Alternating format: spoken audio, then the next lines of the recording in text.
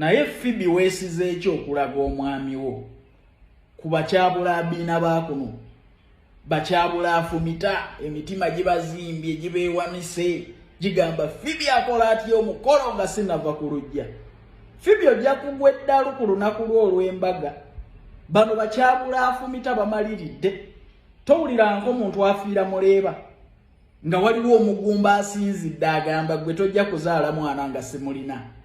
Bakyabula abiina bakuno Phoebe oyinza okulaga omwami wo bantu tebalabanga wadde ku kidaala ekya baaside mu lujja lwabwe ng'otwala mukolo gwa kwanjula wammwe. Phoebe weesize ekimazima ddala okulaga omwami wo. Phoebe ku bakyabula abiina bakuno bakyabula akuuta bakyabula afumita bakanudde amaaso mitima gibeewanise empisa embi eddogo. Phoebe bajja kusuula eddalu ku lunaku lw'olw'embaga. Nze nali ndabye ku mugole oli naaba ng'agenda ku mbaga emmoloka n'emutomera nga waliwo kyabula afumita amaliridde agamba tojja kukola mukolo. Phoebe si buli vikitole yonna nti tugikuba abantu. Gino emikutu tuli ku mibi. Bakyabula abiina bali kuno bayitirivu basaba ssaala mbi basaba omwami afe. Phoebe ebintu ebimu mu bikomo. Phoebe simanyi kyeweesize muganda wange naye eddogo liri ku mikutu migatta bantu gino kyovula abakugamba iti will end in tears kubanga talina success full story mu bulamu bwe. Oli akusabira bubi kubanga alaba bubi ewuwe ayagala mufaanagane.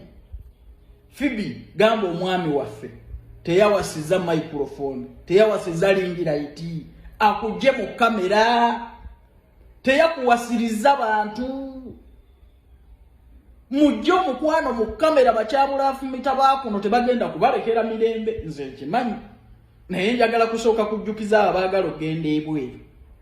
Staffeva Uganda ekugamba nti emirimu gye giri genda okole interview beetaaga abawala 3 kugenda kukola mu ggwanga lya Kata nga bakiriina salary $1,338,000 mugende bunnambiro input oteekamu omaze kulaba ku visa kuba ku nnamba eno wammanga noti 74 noti 672684 oba noti 76 1745 nawe ali ebunayiro osobola okukozesa ennamba eno ogiwa blazawo oba okukwatagana n'aba company direct noti 74 noti 672684. Phoebe simanyi kyeweesize si buli kintu kyonna nti olina okukyanika kyovola bamuwadde abalogo ebbeetu. Nze ndaba abantu bonna bali ku kimu nti will end in tears naye nze nkwagaliza buwanguzi. Bakyabula afumita bakuno tebajja kulekera mirembe. That's why I hide my wife. Omukazi wange mukweka kubanga waliwo n'abasajja kuno abaabulwa be bafumita ng'ekituufu kyennyini bajja kundogera omukazi.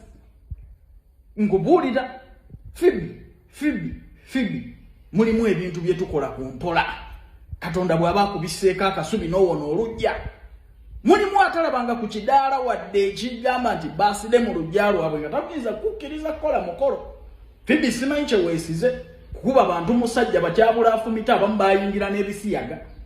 Abantu bayingidde ebisiyaga basajja bababuze ng'opositinga mwami wo. Phoebe weesize eki. Phoebe omwami waffe mugambi ebya kamera bibeeko ebikoma naye bakyabula afumita bakuno bakyabula akuuta bakyabula ajja ku lujja bakyabula aganza tebajja balekera bufumbo.